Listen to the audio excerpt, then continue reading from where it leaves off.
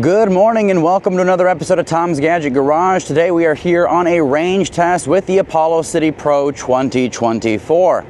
Now for this particular range test, we are capping speed in sport mode at 20 miles an hour, which is what I do with all of my commuter style scooters that we test on this channel. A couple other things to note is that I do have acceleration strength set to level 5 out of 10, regenerative braking strength set to 4 out of 10, and then we've of course got cruise control enabled so that we can take advantage of that on some of our straightaways. For today's ride, I do weigh just over 200 pounds. And it's about 45 degrees Fahrenheit outside, so it is a little cold. Hope I can keep my ears for the duration of this ride today. Now I am going to be tracking today's ride with Garmin GPS, which is what I use for all of my range tests. That way we have an accurate and consistent way of tracking these tests across various scooters. And of course, at the end, I will compare this scooter to some of its competitors. In terms of range, Apollo does say that we can expect anywhere from 23 to 43 miles, which keep in mind, those are theoretical figures that are based on, riders of a certain weight, usually around 165 pounds, riding around on flat ground in the lowest speed mode. For today, like I mentioned, I weigh just over 200 pounds.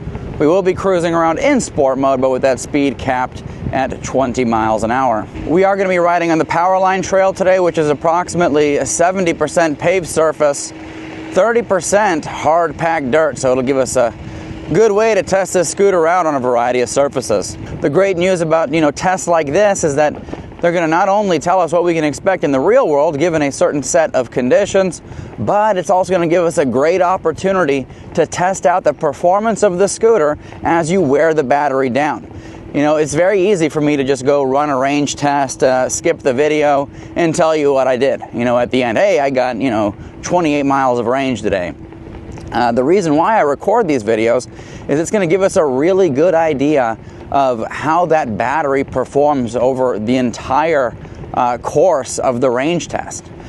Because with all of these electric devices, you do get voltage sag. So the first half of that battery is always going to be more performant than the second half of the battery. And so that's usually why we have our turnaround point when we have about 60% remaining in the tank. So this Apollo City Pro does have full suspension. It's got coil springs up front as well as coil springs in the rear. But they're not just straight coil springs.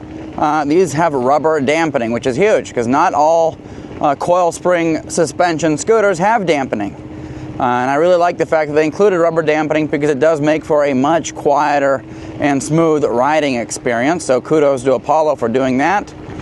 Right now we're riding over some rutted, hard-packed dirt, and scooter's doing a good job of absorbing some of these lumps and bumps. I did test another Apollo scooter in a very similar fashion, the Apollo Go. That particular scooter has 9-inch tires. This Apollo City Pro has 10-inch by 2.7-inch tires. And if you want to learn more about the Apollo Go, I will include a link up above as well as in the description below to the entire playlist. So I put that thing through the ringer in terms of testing. And so if you want to learn all about that scooter, I'll be sure to link those for you. All right, so we are riding through some gravel right now. Good news is this is a dual motor scooter, so we're going to have better traction on this kind of stuff than a single motor counterpart. All right, got a little bridge crossing here.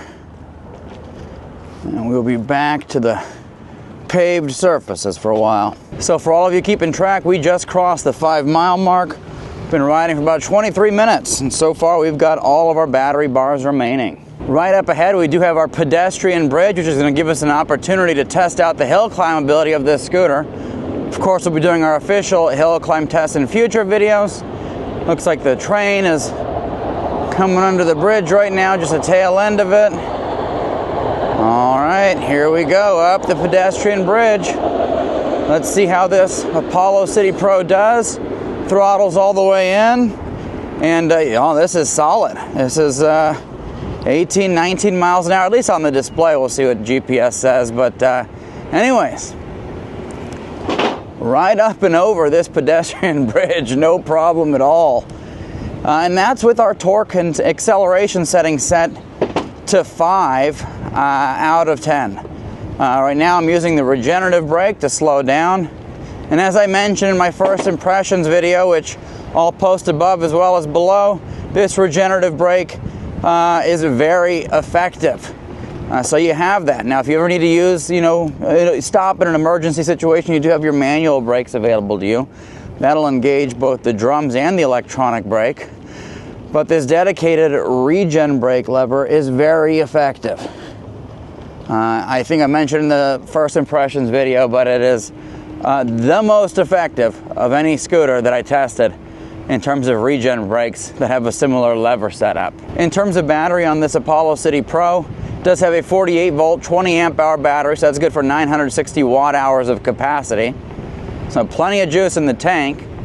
And relative to something like the Apollo Go, this is going to be more designed for folks needing to squeeze out more range on their rides. So if you've got longer rides, longer commutes, this scooter is going to be the most appropriate option.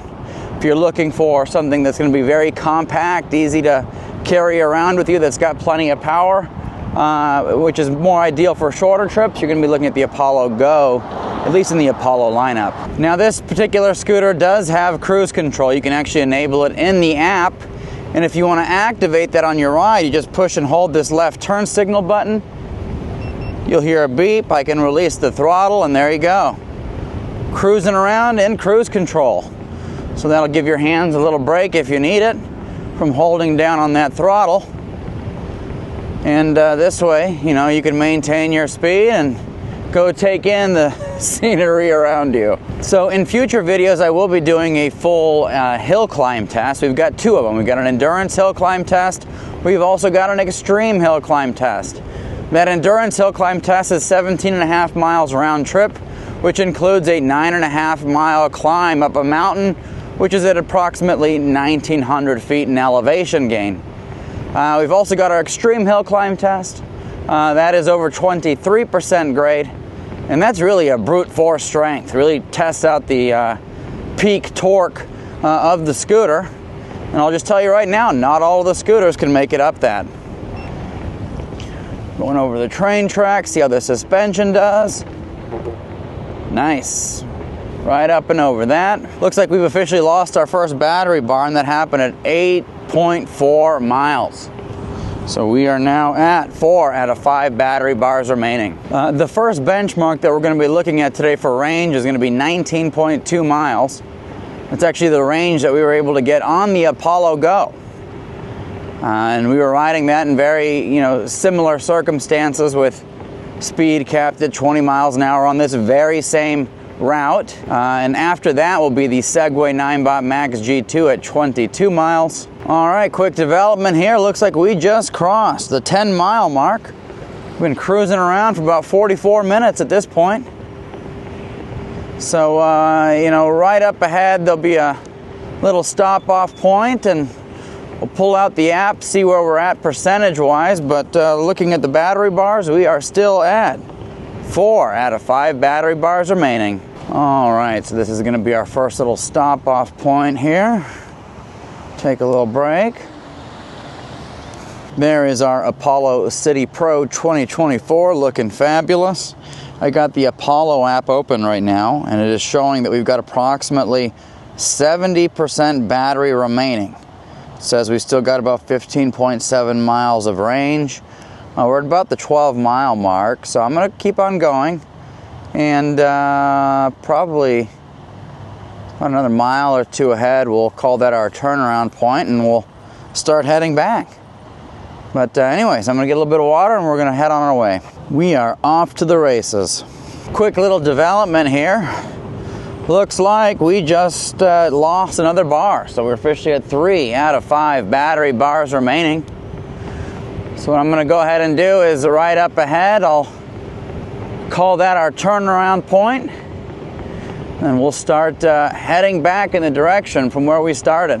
But like I mentioned before, that first half of the battery is always going to be more performant than the second half of the battery.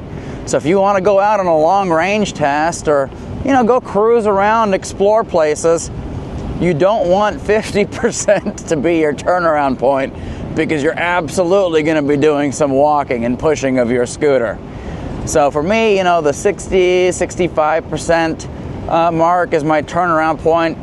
That way I give myself the best shot to make it back to my starting point. In terms of riding comfort, so far, it's a very comfortable ride. You know, I know one thing that several folks had mentioned is, you know, the straight bar on this scooter and whether or not it's the most ergonomic, you know, layout for riding around, especially on longer distances. And so far, it's very comfortable. I don't have any kind of pain or strain or anything in my hands or wrists. My hands are freezing cold. They're like frozen tater tots at this point, but that's nothing to do with the scooter, everything to do with the weather. So, but yeah, it's very comfortable. Unlike a bike with a scooter, your hands are not really bearing weight. You know, on a bike, you're crouched over, your hands bear more weight and there's more strain. And so having a straight bar on a bike, for me at least, sucks. So I can definitely see the appeal of having, you know, a swept back bar or something with some rise to it.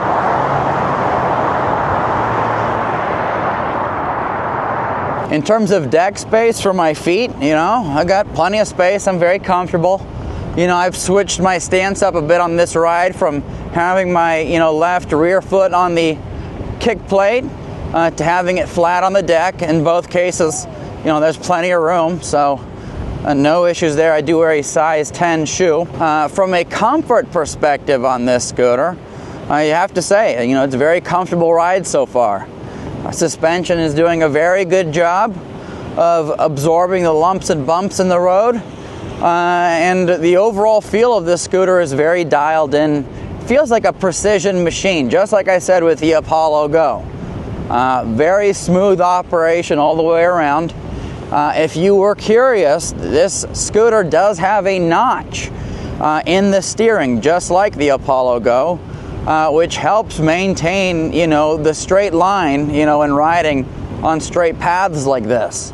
The only time I really notice that notch is when I'm riding around at slower speeds. You know, so in terms of that notch, like, yeah, I can definitely feel it here at slower speeds.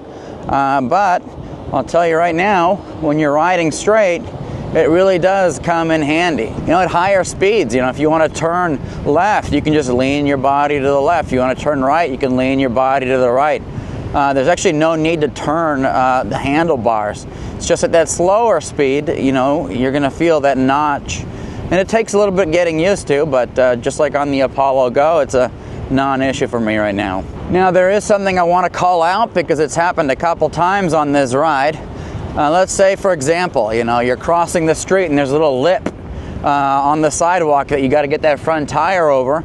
I just do a little bunny hop to come over it. What I've noticed, though, is that when I do that and land, it kind of, you know, shakes that rear loop for the latching mechanism in the up position. I can feel it on my rear foot, and then I got to push it back down. So future iterations of this scooter, I'd recommend a much stronger magnet or way to secure that.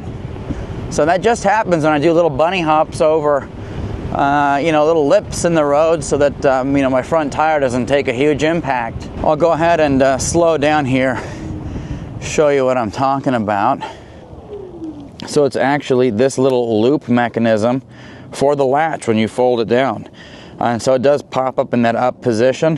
So actually it doesn't look like there's much of a magnet there. So I do recommend they put a magnet there to hold that down. So for those of you keeping track, we just crossed the 15-mile mark and it looks like we've still got 3 out of 5 battery bars remaining. We're cruising around right now at about 20 miles an hour. Haven't noticed much of a drop off at all in terms of performance. So we'll see what happens when we get below that 50% mark. It's usually where we start seeing, you know, slightly slower acceleration, you know, a little more struggle of keeping that top speed. But that's exactly why I do these range tests, so that you have all the information you need to know, so that, you know, when you get a scooter like this, you're not caught by surprise. You know, I've seen a lot of comments in the past with e-bikes and e-scooters. You know, people complain, they're like, hey, you know, 40% battery, I don't have as strong of acceleration, or I'm not able to get, you know, to the same top speed anymore. Well, that's completely normal and expected. You get voltage sag as you wear that battery down, you've got less voltage. going to those motors, which means less output, less speed, less powerful acceleration. So some scooters do allow you to maintain a higher speed throughout. Other scooters kind of bleed that off over time to maximize range. Quick little update here. We did lose our third battery bar, so we're officially at 2 out of 5 battery bars remaining. That happened at around the 18.3 mile mark. And according to the app, we have about 40% battery remaining. So we're definitely working it down. I have noticed a slight decrease in acceleration.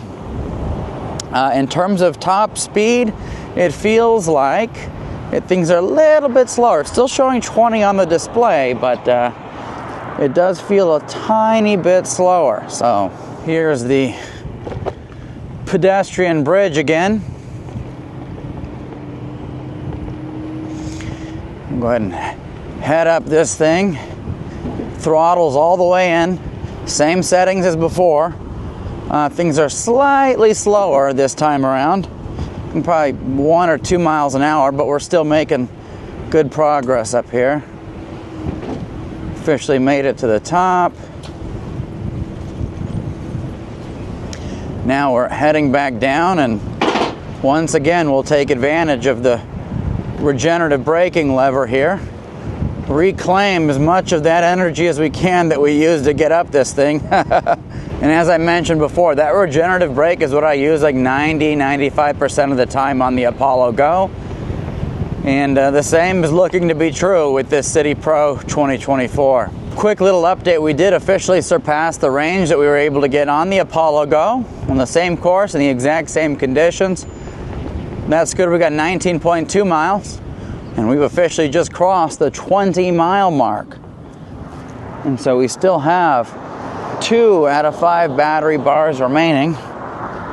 We'll see if we have enough juice in the tank to make it back to where we started. That'd be very nice. See how we do with this curb here, the ground clearance. No problem at all. We'll head over this one here. All right, no scraping. So that 5 inches of ground clearance is more than sufficient for those rounded off curbs. As I mentioned, we got a slight decrease in acceleration. In terms of top speed, the display is bouncing around between 19-20 miles an hour. On GPS, at least on the Garmin, I'm showing about 17.8 miles an hour. And so slowly but surely we're seeing less and less output out of this scooter. And that'll continue all the way down until we get to 0% remaining. Another update here, we just lost our second battery bar, so we are now at 1 out of 5 battery bars remaining. That happened at about the 22.2 mile mark. So 1 out of 5 battery bars is probably has us around the 20% mark, but we'll check the app a little bit later. Another thing to mention is that now that we've crossed this 22 mile mark, we've officially exceeded the range that I was able to get on the 9-bot Max G2 from Segway. The next benchmark will be the 23 mile mark, which is what I believe we were able to get with the Segway ZT3 Pro. And then the 24 mile mark would be what we were able to get on the InMotion Climber. I am going to be taking it a little bit slower through here, now that we've got lots of folks out and about on these paths this morning. But we definitely have taken a hit on acceleration. It's taking considerably longer to get up to speed. All right, back to the paved path, less rolling resistance. This will help us squeeze out as much range as possible. I remember on the Apollo Go, I grossly miscalculated the range and my turnaround points and everything, and I ended up pushing that scooter for I don't remember how long, but it was hot outside. It was miserable. But that's why I do these range tests, to give you an idea, at least a frame of reference of what you can expect, realistically for range, That way you get a good feel for it, and you can go on your own adventures with a rough idea of what to expect. Now, keep in mind, if you weigh less than me, you know, all else being equal, you're going to get much better range. If you weigh more than me, you're going to get less range. So with these scooters, all these electric devices, it's highly dependent on your riding conditions. You know, if you got a lot of hills, you're not going to get great range compared to somebody riding around on completely flat ground. Let's see, how fast can we go? Throttle's all the way in, and it's definitely limiting us. You know, GPS is showing close to 16 miles an hour, screen's about 18 or so. Yeah, we're definitely at the tail end.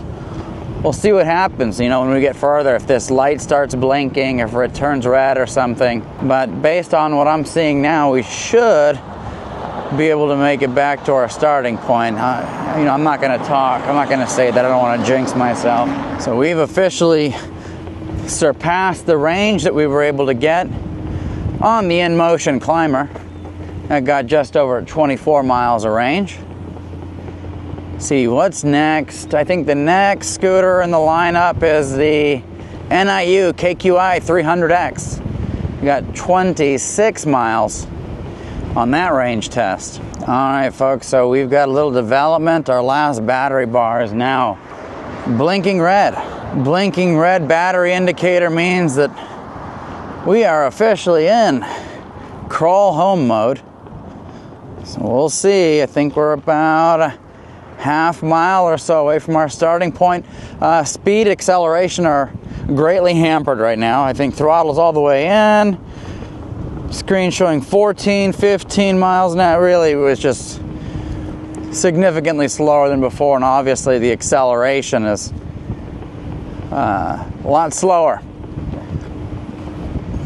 But it's okay, I can appreciate that right now, because I want to make sure that we have enough juice to make it back. If you want to be able to squeeze even more range out of this scooter, you can reduce the acceleration settings to something lower. So like I mentioned, I have those set to 5 out of 10.